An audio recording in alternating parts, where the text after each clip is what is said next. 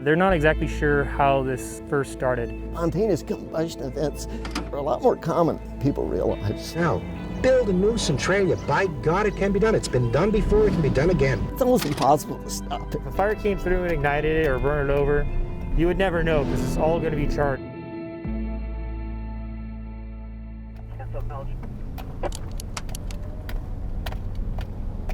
Since 2008, a fire has been burning in the hills of Fillmore, California. One of our tools right there.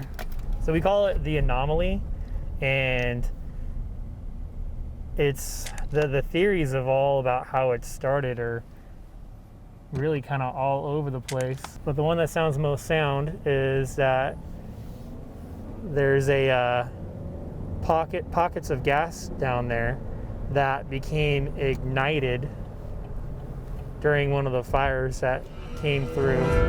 The problem is, it's below ground.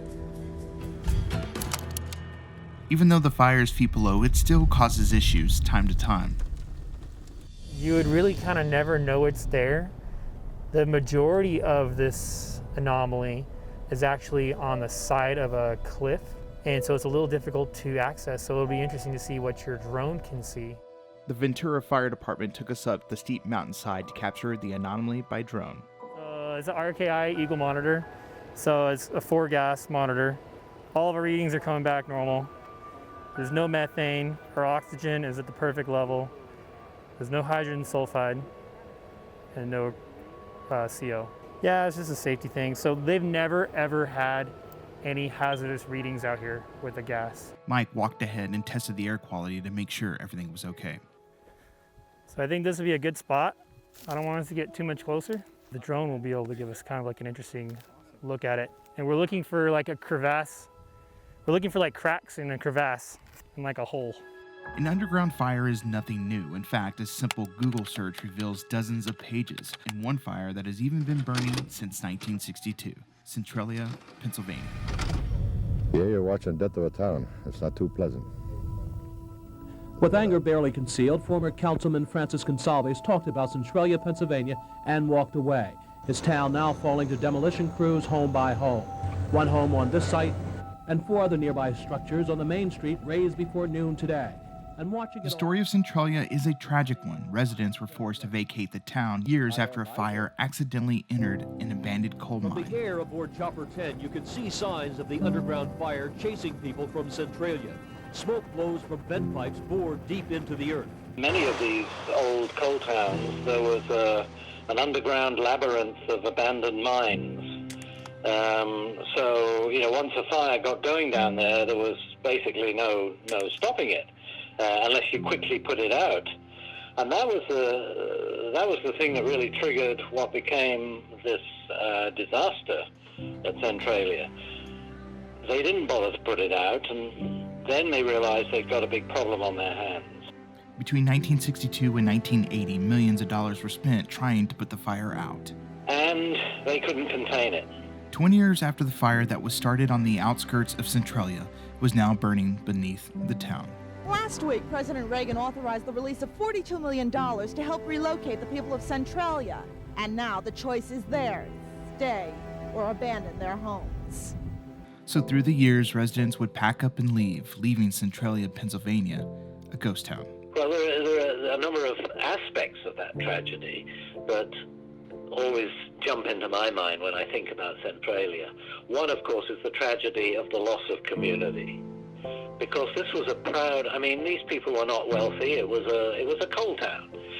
Most of them were working class people, hard workers, but it was their home. It was their community. This is only phase 1 of a demolition project that will go through all of 1986. But in spite of all of the stated dangers about dangerous gases here, there's still some diehard residents who don't want to leave. But you're going to stay. Very definitely. No matter what. Yes, just contented, and that, contentment doesn't carry a price tag. There have been cave-ins just on the edge of town where pipes vent off the burning gas. Authorities say sooner or later everybody will have to leave.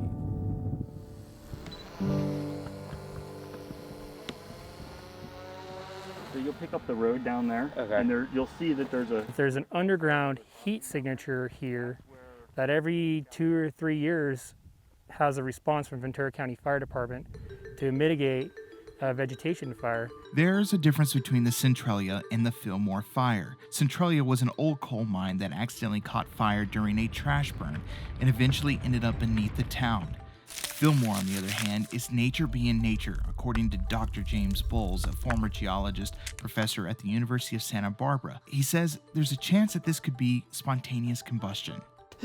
These spontaneous combustion events are a lot more common than people realize. Spontaneous combustion can occur in a couple of ways, from haystacks to compost piles to even shell landslides. That is the most common in Southern California. So you say, well, how come they don't occur over here? Well, that's because you have to have all these things come together at the same time. You might have a landslide, you might have cracking, but you might have a lot of air going through it, in which case it never really builds up the temperature. You might not have very much finely disseminated sulfide to cause combustion. There's all kinds of reasons you can think of why it doesn't happen, and it doesn't. But in some places, you get everything coming together, and it does happen. For this to happen, the conditions have to be perfect. The location is key, likely on a slope where landslides would occur.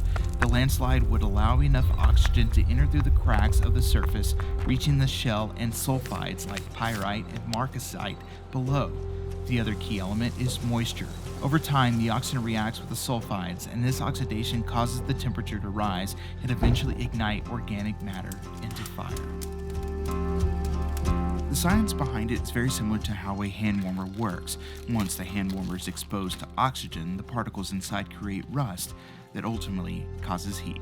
Last night, the mandatory evacuation order was reissued for residents in the area bordered by Sespe Creek, Burson Ranch, the Los Padres Forest, and the Fillmore city limits. The Thomas fire is now just over 252,000 acres. The Anomaly in Fillmore was not the cause of the Thomas fire in 2017, but authorities do believe the underground fire expanded to 6 acres after the historical blaze. And so it really depends on how much oxygen is able to get down there. But in general, I would say they'd be less than a few hundred feet, in most cases probably within 50 feet of the surface, just maybe even less. Because, the ability to get oxygen way down in here, it's almost impossible to stop it. You know what I'm saying? Because it's a dynamic thing. You may stop it for a year or two, but it's gonna keep going. So the thing to do is monitor it, be aware that this could actually happen, and then act once it does happen. And that's exactly what the Ventura Fire Department is doing, taking steps to get ahead of future fires. When you look around out here, you would never know it was here, with the exception of just some kind of, weird anomalies or weird things that kept going on here. Since this first came up on our radar, we've done a lot to try to keep it as small as possible. We have what's dozer lines all the way around with the thermal image, and that kind of helps keep it. So if the fire did get going, keeps it in this particular area. So this is it. It doesn't look like much, but feet below the soil, a fire burns. Authorities say that there is nothing the public should be concerned about. Dr. Bowles says that there are a number of these fires around the state of California. The challenging thing is identifying them before they become another Centralia.